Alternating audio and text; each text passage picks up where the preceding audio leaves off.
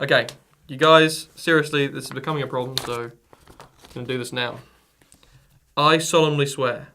I solemnly swear. I will not at any time. I will not at any time. During or between recordings. During or between recordings. Read the notes. Read the notes. Of Mr. Campbell. Of Mr. Campbell. And will not fight him. And will not fight him. For creative control. For creative control. Creative control. Thank you. Thank you. You didn't need to repeat that. Oh, sorry.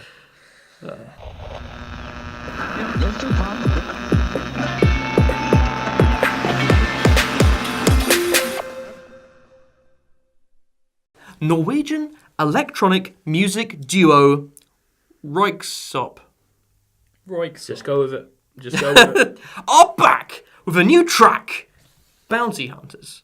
This was a relentless wall of synthesizers pulsating or oscillating. It was just awesome. It was just awesome. And that was the review from the song. No, yeah, it was pretty good. Pretty good. I don't know. Like, this is the thing I thought about it, and I didn't look it up. Start on positives now. Start positives. I'm not going with negative. I'm going with a question. Oh, Right? Because I didn't look it up because I'm lazy. But it was obviously based on Star Wars. Has lots of samples from I didn't get that the at original all. films. And on the cover, it has Star Wars, the logo there. Is this like Disney paid for I was wondering. advertisement thing? Because they did the Deconstructed album a few years back where they got a load of big EDM artists to make dance remixes of Disney songs. This could be the start of something like that for Star Wars where they're trying to get just more content around Star Wars, and this could just be... But it wasn't like This an is a album very of it. long question, Gareth. I wonder where the question mark comes in. It wasn't like an album of it. It was just a song. And it wasn't by anyone huge. It's Röyksopp. So I'm like, it's just strange. I don't think Disney contacted Röyksopp and were like, we want you to represent the film that we released like a month ago. Who's Disney's go-to guy? It's More than Röyksopp. that, like 2 months ago now. Anyway. Danny Elfman? No. To no. answer your question, Röyksopp. I think that this is an excellent track. It's progressive. Yes. Thanks for that. I think this is an excellent track. Trap? Yes. Fuck. No. Track. Song. Cool Simpson the break. Anyway, regarding the Star Wars samples, I didn't think they added anything, No. but I don't think it detracted anything No. either. I think felt it added as though if they were there, which they are, it doesn't make it better or worse. And if they weren't there, it would still be a really Yeah. good track without them. It It did was feel- very unusual to It did have feel them in slightly there. like they were just put in. Yeah. Like, just not even in a very, like... there was sort of the start bit was kind of good, where it was the bounty hunter talking to Han Solo and that sort of stuff, and there's just sort of some foreign mumbling in the background sort of thing. But then at points it was just like, zoom, zoom. I just quite sort of like the almost for no lightsaber. reason, and you're just like, I like the lightsaber noises. okay. Like I did, yeah. Like James said, I didn't think it was bad, but it definitely didn't add anything. But I agree, as a song, it was just awesome. Like, it just came in. There's this really rhythmic, repetitive bass synth thing going on. Big, progressing dirty, throughout the whole racing thing. bass. Racist. Racing. Racist bassist. Then Racist in the break, bassist. there was sort of nice atmosphere, some big, nice sounding synths, and then it goes back into the. I'll tell you what though, even during the break, Yeah.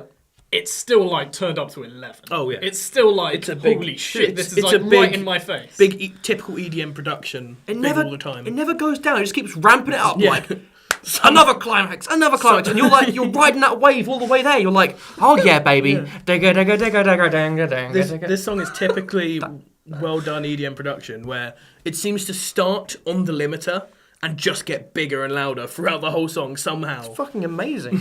I was going to say something potentially offensive, so I Do decided it. not to. Yeah, do it. Go Oh for it. no, I can't do it now. Anyway, during the break, it was really ominous and like, ooh, what's happening? And then also regarding the Eric Pride Opus album that we reviewed, it didn't develop much in terms of what was being added. Yeah. It was kind of still, we spend like 2 minutes turning up a filter, but you don't get bored of it. Yes. I never You're got bored of still it. just sat there This being is- like, this is awesome, This and is I how love it. the Eric Pride's track should have been. This is how they should have. Yeah, yeah. It had a lot of sort of cinematic qualities. Going back to Star Wars, it was like it was very full of tension, very climactic. I could imagine some badass fighting going on, or like someone walking away in slow mo from a blowing up building. Or blowing up. A explosion in a building of a building. Cool dudes don't look at explosions. Yes. You know, there was Mark And Wahlberg at 8 walking away. minutes in length, it completes its job in the sense that you don't realise it's 8 minutes Yeah. until yeah. you look at the time. Had me on the edge of my balls. All the way through. All the way through. And going back to the Star Wars thing, I think it added, like, it was quite gimmicky, it's quite referential. I feel like that could give it some kind of, you know, shareability in the world. People will be, like, playing it in clubs and things just so people hear Star Wars references and go, oh, Star Wars! I can see it being a bit of a publicity Yeah, stunt. that could But at the give same it something. time, like, it doesn't detract from the It's- track. Doesn't detract, yeah. It's an interesting choice though, because it's not like a lot of it, apart from some of the later on lightsaber sound stuff. It's not like very obviously Star Wars stuff.